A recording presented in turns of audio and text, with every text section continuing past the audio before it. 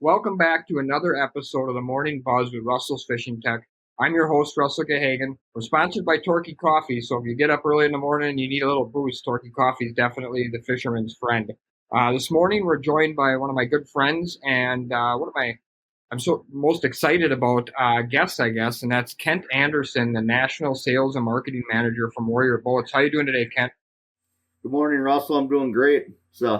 It's always a good day when you look out your window in February and you see snow dripping off. That means spring's on its way and we're going to be able to get these boats in the water sooner than we think. Yeah, no, I agree with you 100%. Yesterday, I believe it was 47 degrees when I was driving down the road in the truck, and there was a lot of melt-off going on, and kind of got the juices flowing a little bit. You're right. I think it's going to do that for a lot of people. So it is nice to see that for sure. Why don't you kind of start us off with giving us a history on Warrior Boats? All the way back to maybe the beginning, where it's at now, what your role is, and how things are. Yeah, so Warrior Boats was originally started back in 1990-91 with the Latour family, and they ran it very successfully all the way up until about the fall of 2009. They basically I would want to say, some people might want to argue, but they basically had a family feud is what shut them down.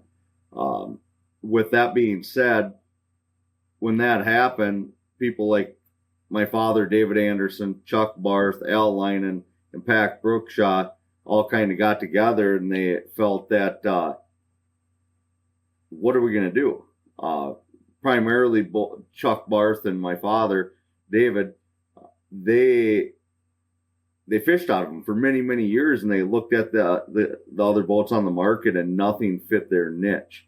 Both of them were big tiller guys, and nothing out there fit what they wanted. And I think it was Chuck Barth actually said to my dad, he goes, let's see if we can't buy this thing.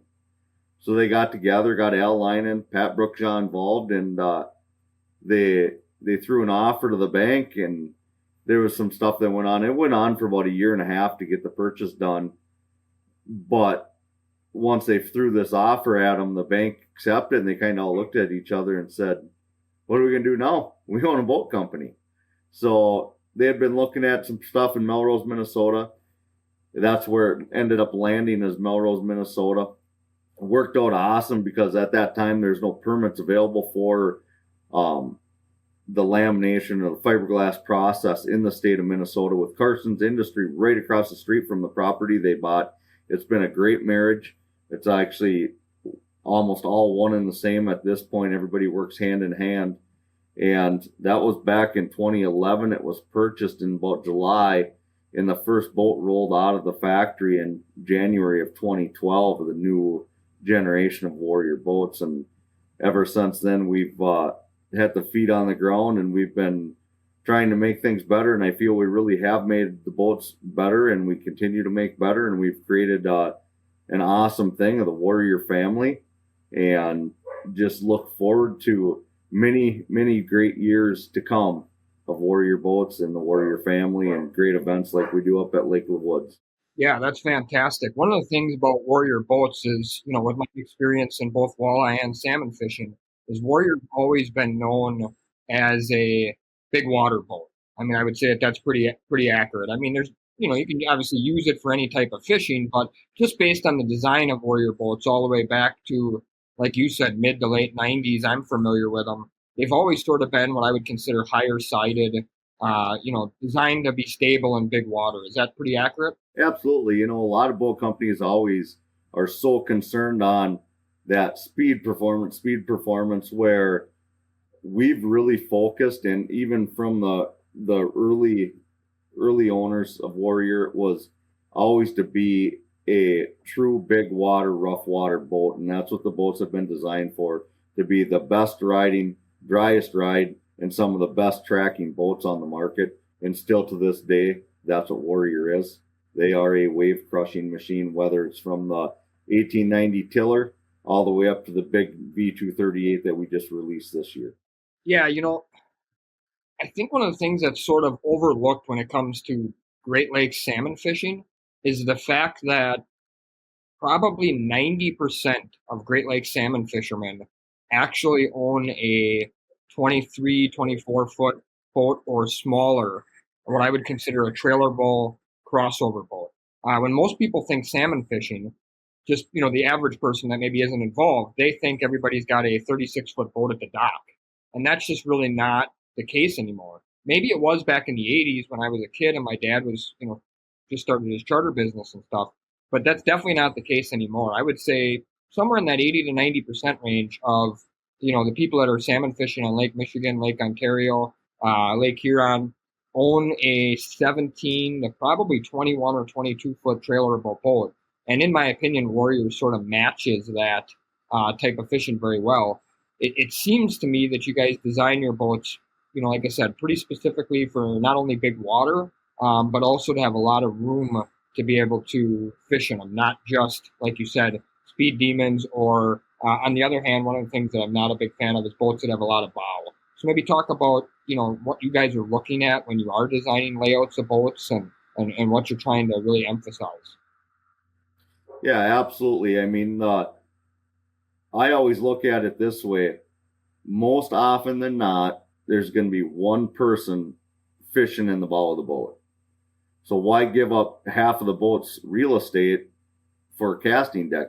Granted, yeah, you get storage, but there's other ways to get storage, and that's a different subject. But one thing we always emphasize on is making sure there's enough cockpit space, because if you're on the Great Lakes trolling and you have 4 guys, you need room for 4 people to move around without beating elbows all day together, because there's nothing worse than being crammed in a boat and trying to net fish. And then to top it off, when you get that big salmon or big fish in the boat and you put it on the floor and you have nowhere to put it, and next thing you know, somebody's got a hook in their hand. So when we do it, we balance comes into a lot of it, but coming into the making the room. I mean, if you have 4 seats back there, let's have room for 4 anglers. That's kind of one of the things we looked at. We did shorten our cockpits a little bit when we came out with our 198 and 208, but the advantage of those is those boats both have jump seats. Now, when we go up to the 238 is such a large cockpit, it doesn't really matter.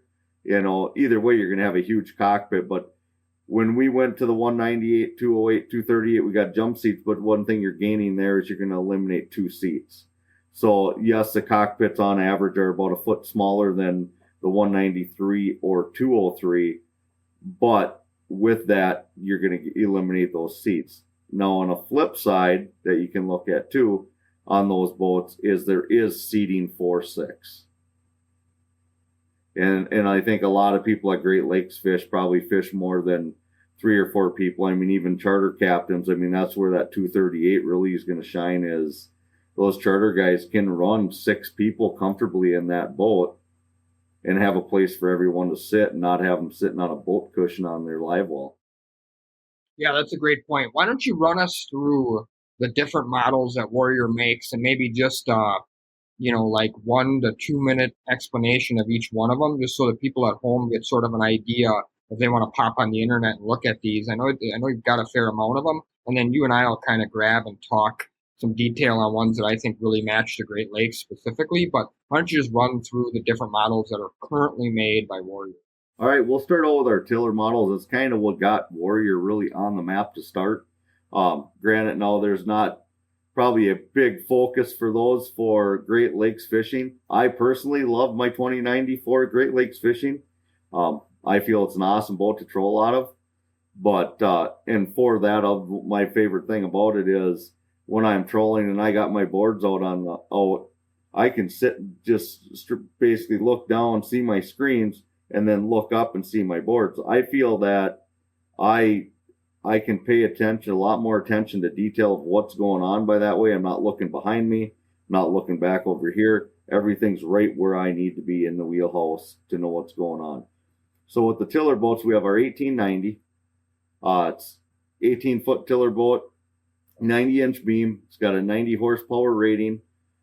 That boat is going to handle anything. I mean, we have our owners tournament up at Lake of the Woods every year, and there's a lot of 1890s in it. So anybody looking at that boat that might fish smaller water mostly, or your northern Wisconsin or northern Minnesota waters, that you want to go to Lake Superior, you want to go to Michigan to go salmon fishing or lake trout fishing, that boat will do what you need it to do. You're just going to have to probably pick your days a little more than the guy running the 238. Next, you have the 2090, which there's arguably nobody that can say it is not the king of tiller boats. That thing you can strap a 250 on. It's 20 feet, 5 inches long, 90-inch beam, complete wave crusher. There is not a boat on the industry until the 238, and I still don't know as if it'll outrun the 238 or not, but I'm going to vote for the 238 after running it a bunch. But that boat is just an absolute rough water fishing machine. Whether you want to go forward or backwards, that boat's going to do what you want it to do day in and day out.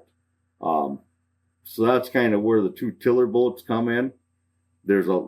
Every year it seems like you get a few more guys that go down that way of running a tiller boat, and some stay, some go, okay, that wasn't for me. But 2090 tiller boat, that boat will do anything any boat on the water can do, whether it's muskie fishing, bass fishing, walleye fishing, or salmon fishing. It's going to do what you need.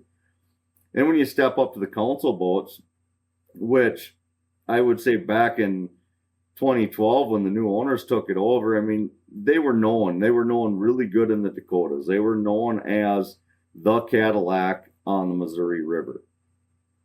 But outside of Missouri, off the Missouri River, out of the Dakotas, there wasn't that big a following, I'd say, on the Warrior, Windshield, or council boats.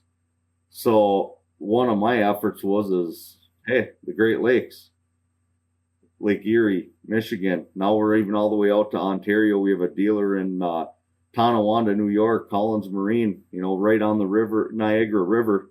And they have guys running the lower Niagara, Ontario, eastern end of Lake Erie with our boats, and they're loving it. So we'll start on the bottom end of the council boats. We'll start with our 1898. It's probably our least popular boat, but the people that have them and set them up right love that boat. And one thing I would say with the Warrior that's very much in check is they handle water like a step up from the competition. So like our 18-foot boat's going to handle water like most other 19-foot boats, and maybe even bigger. So that's one big thing I'd say about the Warriors is they always fish bigger than they look or feel, per se. So our 1898 set up, so we kind of have the generation, which will be our 1898, our 193, our 203, and then the 2121. The 2121 is kind of an animal of itself, but the 1898, 193, and 203 all basically have the same interior layout. They have a live well that's on the port side in the back, battery access there, option to put a rear bait well or cooler in the back on everything, unless you have Mercury steering with the extra batteries and pumps. You just run out of real estate back there. But then up front, they have a raised bait well and a raised cooler, a little bit smaller bow, but really capitalizing on the cockpit space in those three models. So then after your 1898, that's that 18-foot council boat rated for the 175. But on that 1898, just because it's rated for 175, we do 10 times more with 150s than anything else. The 150 just is a great performer on that boat. And that's one thing I think on all the models going on every boat out there, everybody's chasing this horsepower dream. But at the end of the day, Great Lakes fishing, Russell, how often are you running wide open? I mean, is it? No, you're 100% right. I had the opportunity yesterday to crawl around in the 238, and it's one of the things I wanted to make sure I mentioned in this podcast is, I really enjoy fishing salmon out of a 20-foot boat for a couple of reasons. Number one, 3/4 of my followers or more, like we talk about, that watch my videos and all that, are in a 17 to 21-foot boat, like I said. So I try to show them that, you don't have to have a 36-foot boat tied at the dock. Granted, I'm part owner of one that, charter boat. We take people out, and you only need that bigger boat for space. That's it. You can do all the things in these 20-foot boats that are built nowadays by companies like Warrior, that you can do in the big boats. But I crawled around in that 238 yesterday, and I spoke with Dean over at the boat center in Chippewa Falls. And the initial take that I had with that thing is that thing with a 300 would be ideal for the Lake Michigan, Lake Ontario, Lake Erie, Green Bay type of guy. And here's why I say that, for a couple of reasons. Number one, you're going to probably save 10 to 15 grand, from a 400 to a 300. That's enough to rig the boat basically in most part. The second part is you're obviously going to save a lot of fuel over the course of the years. And then the third part is just your capability of how long of a distance you can run.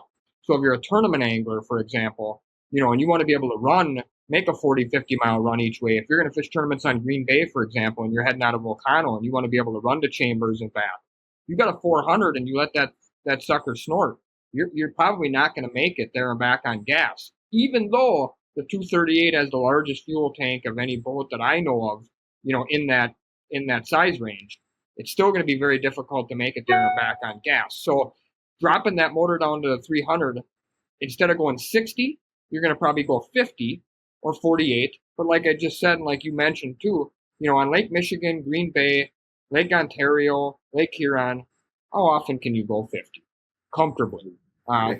Maybe 1 out of 10 trips, maybe. Yeah. So no, you're 100% right there.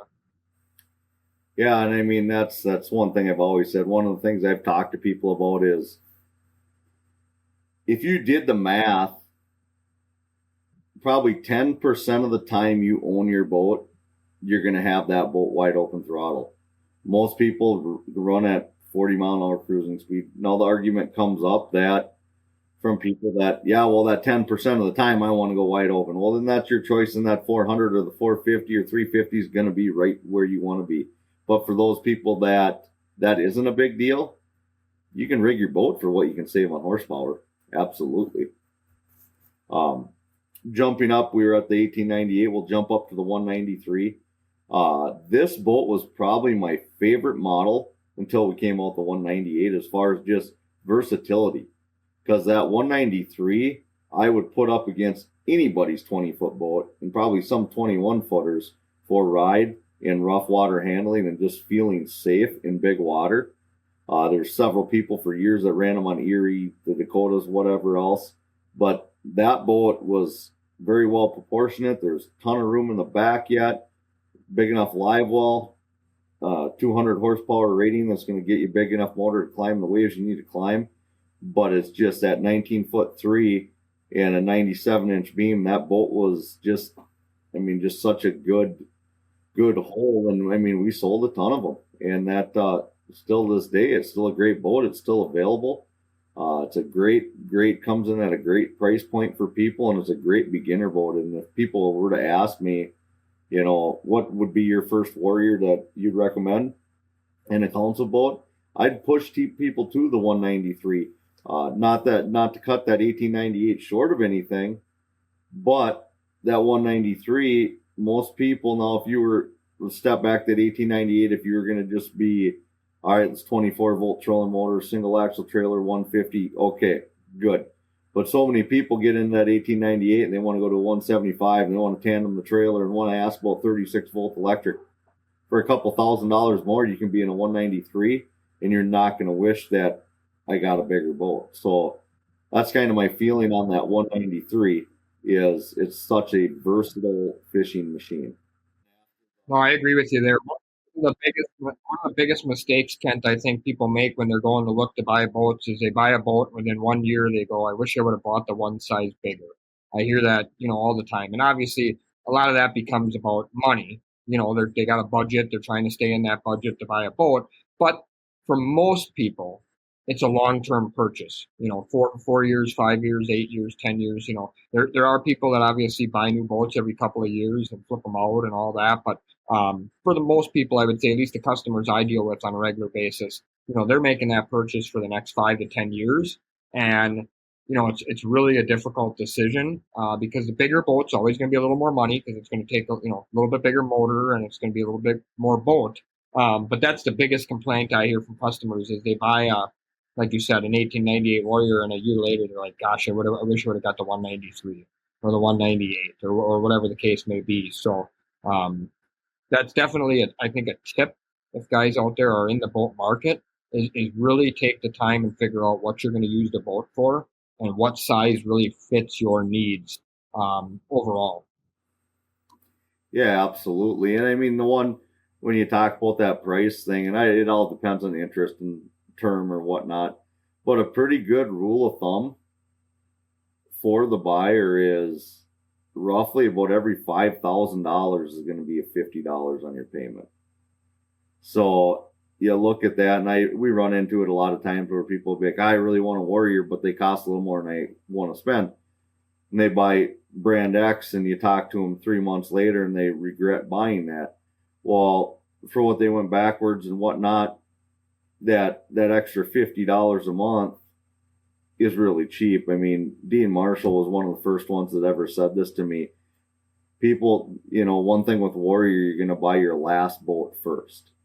And that's a saying that's really stuck with Warrior. I mean, it's very few people buy a Warrior and go elsewhere. We feel our customer service is above everybody else's. We have the best dealer network out there, and we like to take care of our customers. So really, when you're looking at going up to the next size boat or looking at a Warrior versus something else, I really stress, planning it out more than just making a quick purchase on it, because like you said, this is a long-term purchase. Resale, everything else is very important. So as you progress and you stepping stones to get to, obviously most people are going to want to have a 238, but not everybody's going to be able to buy a 238 their first boat, and most people won't. So it's taking steps is what I always feel. And that's kind of where, with our boats from the 1898 to the 238, I feel we have very nice increments for everybody to get into the top of the glass boat market and in Warrior. So after the 193, we'll skip the 198 because that's kind of a different family there. We'll go up to the 203. And the 203 is like a troller's dream. I mean, you have 8 feet of cockpit in that thing. So there's a ton of room to work. There's a lot of room to put your tracks, and every one of our boats you can put tracks on. For the, obviously the Great Lakes anglers, that's a key thing, to be able to put tracks on and have reinforcements for your downriggers and not have any issues to do that. So that's all the Warriors are able to put tracks on. All the Warriors are able to have tracks on them and downriggers and everything else. So that's huge. But that 203, same everything as the 193. Front end's almost identical to the back end, but you get a foot more in the back. You got a 30-gallon live hole in it. So, I mean, that is, in my mind, the troller's dream in a 20-foot boat. And one other thing with the Warriors on all of our Windshield boats is we were the first ones to run in the glass fishing market to run a what we call a fully bonded windshield, rather than a windshield being gasketed into the frame that falls apart. And so many people have these issues on the Great Lakes on all the other brands. With Warrior, it's a fully bonded windshield. We went to this in 2014. So, I mean, we're looking at year 7 on it. And yet to this day, with that style of windshield, we have yet to do a windshield claim from a windshield falling apart in rough water. And I don't think any other boat manufacturer out there can say that right now. So, I mean, big water, full windshields, and they stay together. That's huge.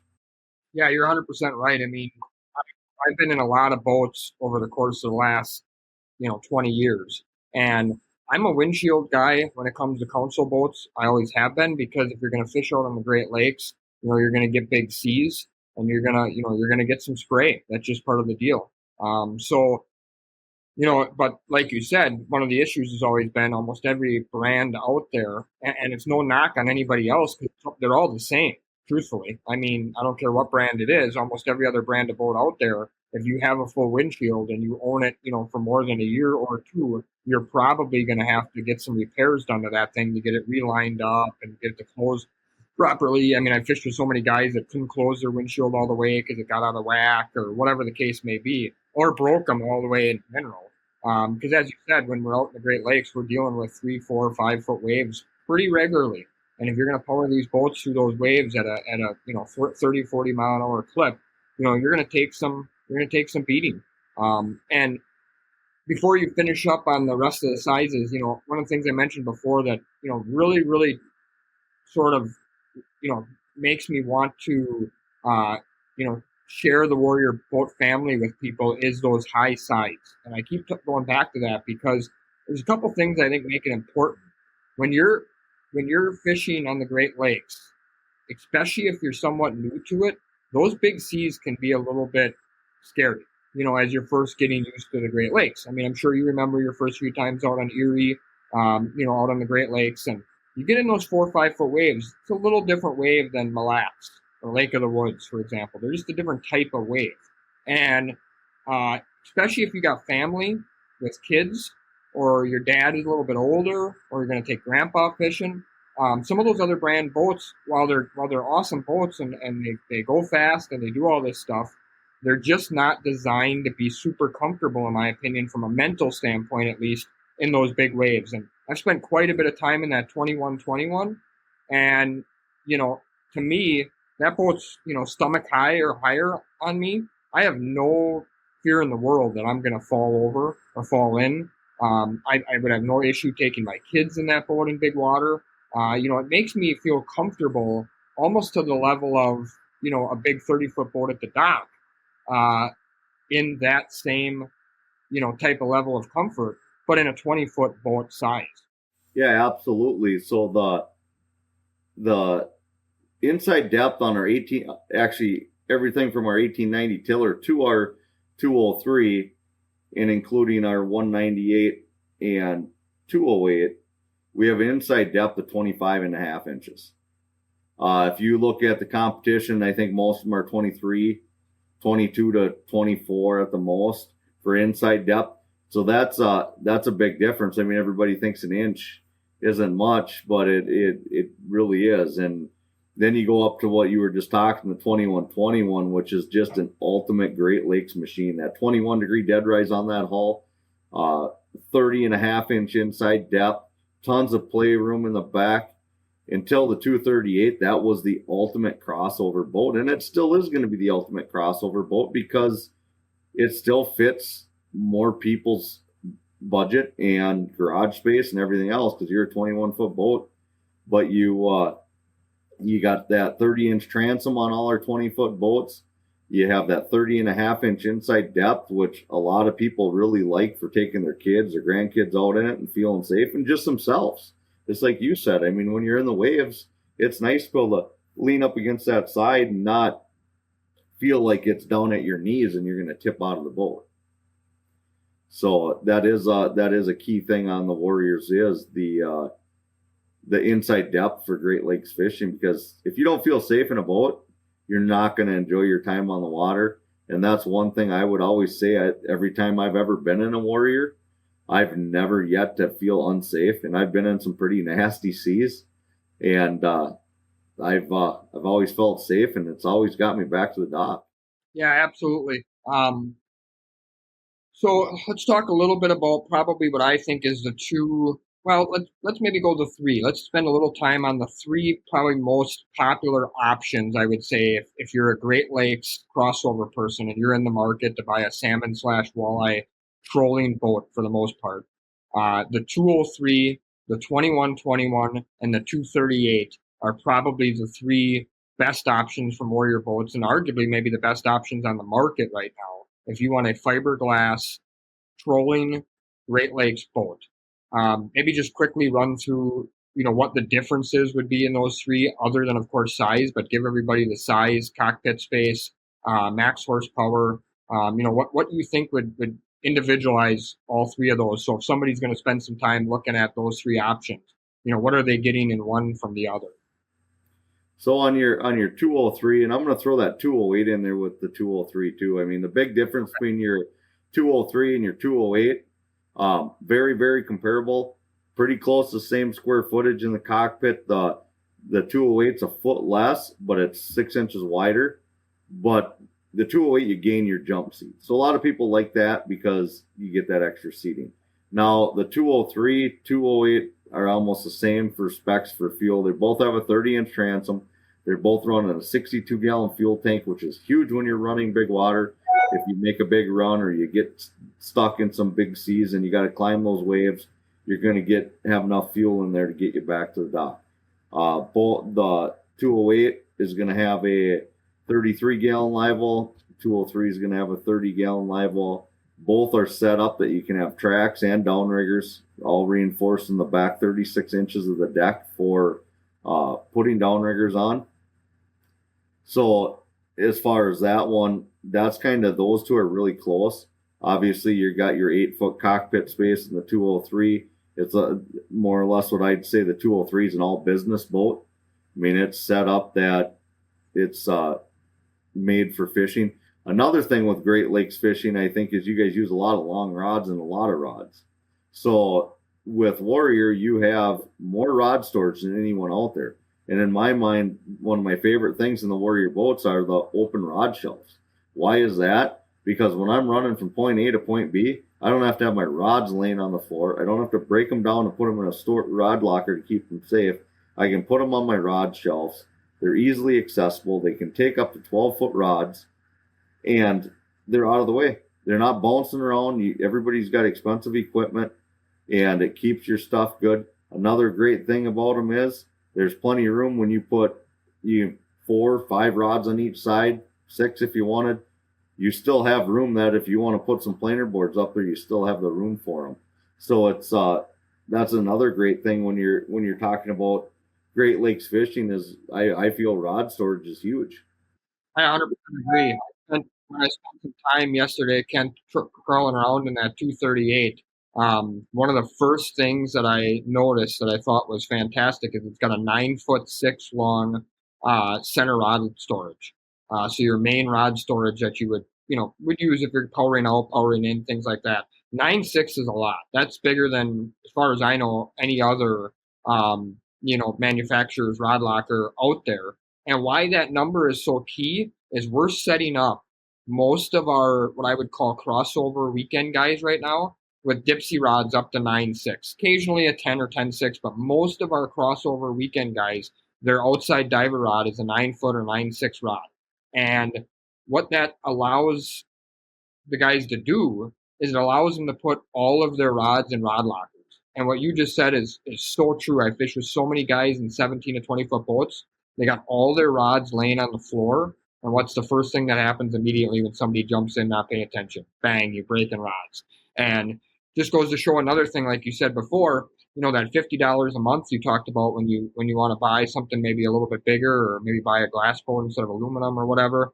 How many rods are you going to save if you got better rod storage? How many dollars are you going to save there? So that's a really big thing, that you can offset some of those extra costs just by taking care of your equipment better. Yeah, absolutely. There's so many little keys and niches that can play into that budget that makes a big difference over the length of ownership of a boat.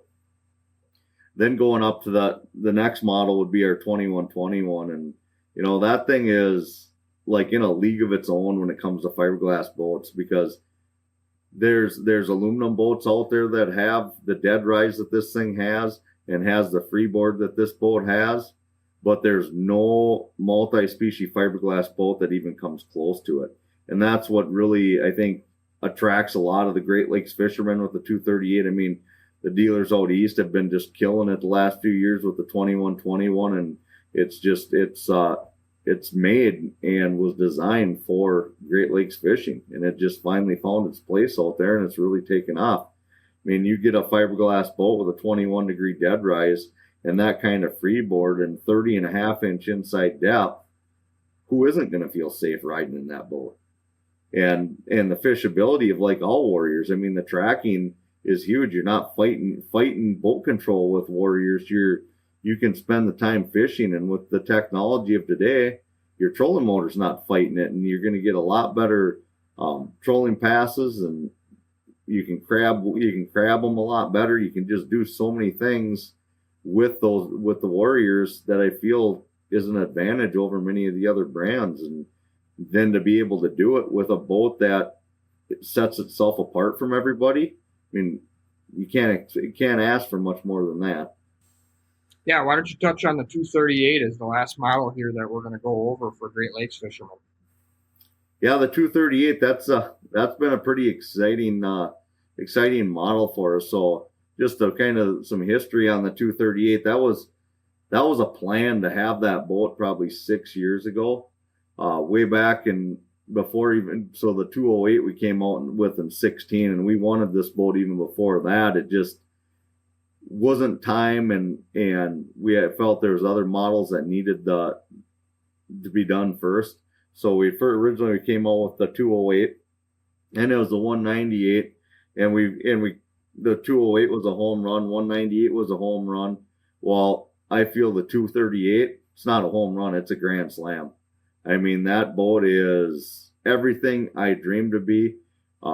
Like I tell dealers, I mean, I get excited about boats and Warriors especially, but when I first drove that boat, I was jacked. I mean, that thing is just an absolute beast from the rough water handling, the way it fishes. I mean, I fished that boat from Lake Mille Lacs in Minnesota. I fished it on Lake Erie for a little bit, and probably fished it a day out there. And we fished it from 2-foot seas up till the second day we fished. I mean, it was blowing 35 miles an hour now offshore, but we got out and played in some big waves with it. And the way that boat fished was unbelievable. And everything always falls to the ride, but let's face it, you're only driving them so long.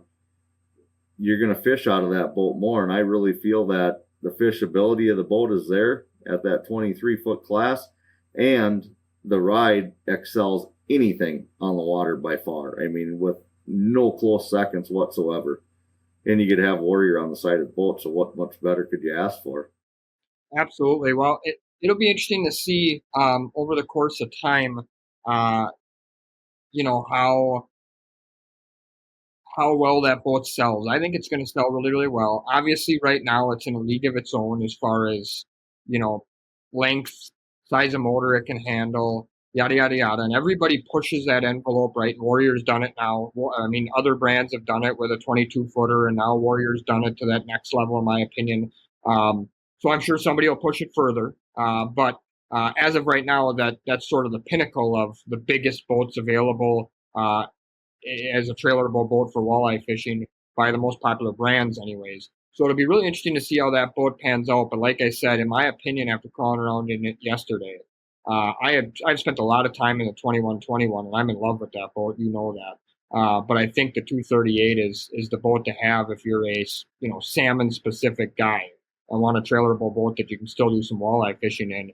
But I really think it's going to be optimal, and with that 300 on it. Of course, you can put a 400 or even a 450 on it if that's what you really think you need, and that's fine. I mean, but for me personally, I've never been a go fast guy anyways. I'm used to big boats and fishing the Great Lakes with 28, 30, 36-foot boats. So 30 miles an hour is fast for me on the Great Lakes. So, I feel like that 238 with a 300 is going to be all a guy needs. You can save yourself some money, get the boat rigged up appropriately, and, spend a little less on gas over time as well. So why don't you tell everybody where they can find information on Warrior boats, and maybe some of the maybe some of the dealers in Wisconsin, Minnesota, Michigan area where they can maybe go take a look at one. Yeah, absolutely. So you have the best place to get information is warriorboatsinc.com. there you can get to just about anywhere. I mean, with our Facebook page, one cool thing is we try to take pictures of every boat leaving the factory. So if you want to see colors or just see what's going on, that's a great place to get up-to-date information. But our website is going to get you to all those places. If you go to warriorboatsinc.com, you can get to our Facebook page, our YouTube page, which is awesome. If you want to see any of our models, we have, I think, pretty much every model on there for a walkthrough video on the YouTube page. So you can click right to our website, right to our YouTube page, and check those out. I mean, definitely go check out that new V238 walkthrough video and see what the craze is all about. I mean, we're all the way out into August on that thing and probably beyond. So one thing that I'm going to jump off subject here a little bit, and this is industry wide. It's kind of like an alert for everybody. If you are looking to buy a new boat this year or a used boat, don't sit on your hands. There's only very few left.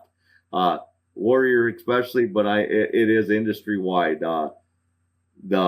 This pandemic has put a lot of people outside. I'm sure Russell's seen it in the fishing tackle industry. If you see a boat you want, I don't care what it is. This is just fishing industry wide. But if you see a boat you want, don't wait. There's not going to be time because they're not going to last long. And us manufacturers can only build so many boats a day, a year, a month, a week, whatever. So if you want a new boat, don't procrastinate. Everybody's lead times are getting out there. If you want a fishing rod and you see it on the shelf, don't wait because it might not be there tomorrow.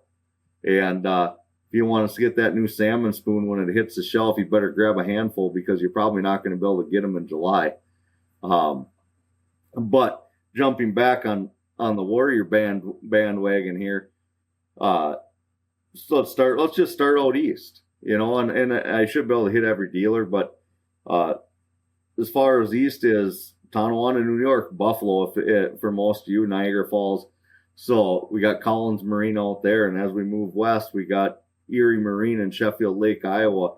Anybody ever heard of Erie Outfitters? They're right next to them. Got a great showroom. Stop in, check them out. Roll up into Michigan, we got Freeway Sports Center in Fenton, Michigan, with Jim Adams there. He's always got some boats on the ground. If you're in Michigan, want to check something out, get a hold of them.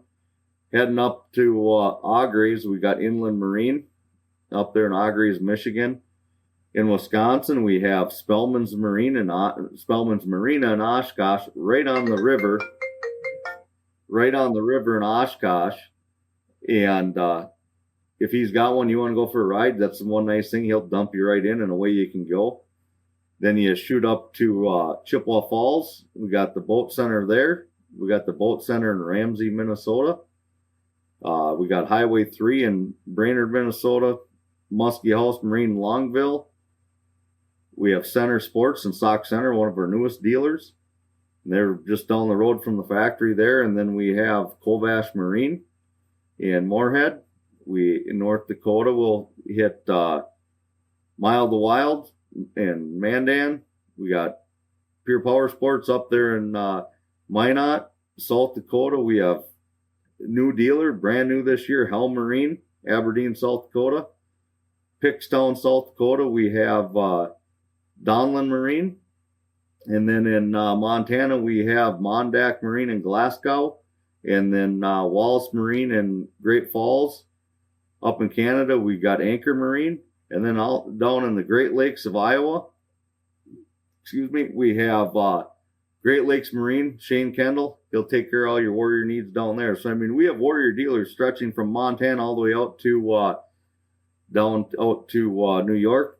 And we're continually working in all directions to get Warrior dealers in your area. And the best way to find out where your Warrior dealers are and your closest dealer is going to be, again, go to warriorboatsinc.com. We got a spot in there, find your dealer. Click on that. It's going to give you the list of all the dealers we have, and you can directly contact them through there. Well, I will say, sort of the rule of thumb with buying boats generally is you try to buy from your local dealer to some level. With that said, though, I will say that based on all the information you provided with the boat market, and you're right, it's in the entire fishing industry and other industries with just a shortage of product. You might end up going outside of your range. I drove to Chippewa Falls yesterday and picked up my buddy's brand new 2090 tiller for him because he's out of town right now, and brought that back. And that's when I crawled around in that 238, like I mentioned. And they have a 238 available at the boat center in Chippewa Falls or Ramsey, Minnesota, either one.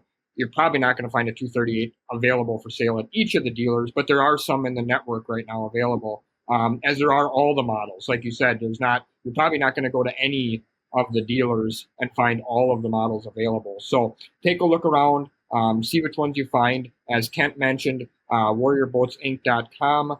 You can find all the information there. You can also find their YouTube channel. And then if you really want to see a walkthrough of that 238, you've got that option of Warrior Boats' YouTube channel or my YouTube channel, Russell's Fishing Tech. I just did one yesterday. It's actually up now. So you'll be able to take a look at that by the time this show airs. So thanks again, Kent, for your time. That's Kent Andersen from Warrior Boats.